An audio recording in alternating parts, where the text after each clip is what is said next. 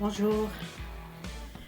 Le programme officiel d'analyse 3 pour la filière de physique SMP3 est formé de 3 parties. La première partie concerne le calcul vectoriel intégral, présente les outils avec lesquels on doit travailler dans ce chapitre-là. Puis, on introduit la notion de champ vectoriel et opérateur. On rappelle les opérateurs que vous connaissez, gradient, divergence, rotationnelle, laplacien, etc. On voit ce que ça veut dire un champ qui dérive d'un potentiel et quand est-ce que c'est possible, quelles sont les conditions nécessaires et suffisantes pour qu'un champ le soit. Puis, une partie sur les intégrales curvilignes, c'est-à-dire les intégrales selon une courbe d'une fonction scalaire, d'une fonction vectorielle, et comment on calcule une intégrale curviligne dans le cas où le champ dérive d'un potentiel. Puis, on voit le fameux théorème de Green pour les intégrales curvilignes.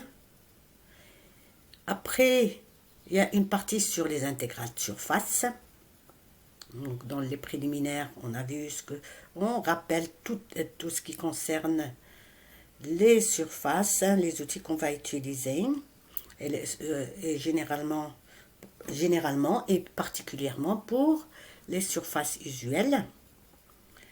Et puis, on voit les théorèmes classiques de la divergence et de Stokes.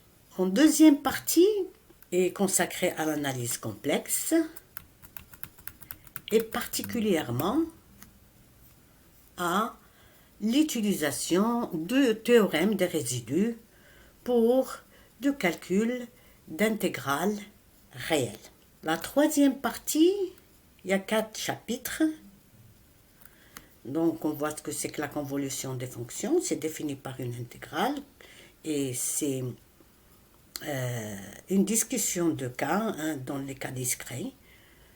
Donc on voit des exemples de résolution. Puis la transformation de Fourier, définition, ses propriétés et certaines applications des transformés de Fourier. Et le 4e paragraphe de cette partie, transformation de Laplace. Donc, la définition de la transformée, ses propriétés et quelques applications de cette transformée. Et là, on voit ce qu'on appelle le calcul symbolique. Et puis, le dernier paragraphe de cette partie, c'est les EDP, certaines EDP, équations dérivées partielles, à savoir ici l'équation de la chaleur et l'équation des ondes.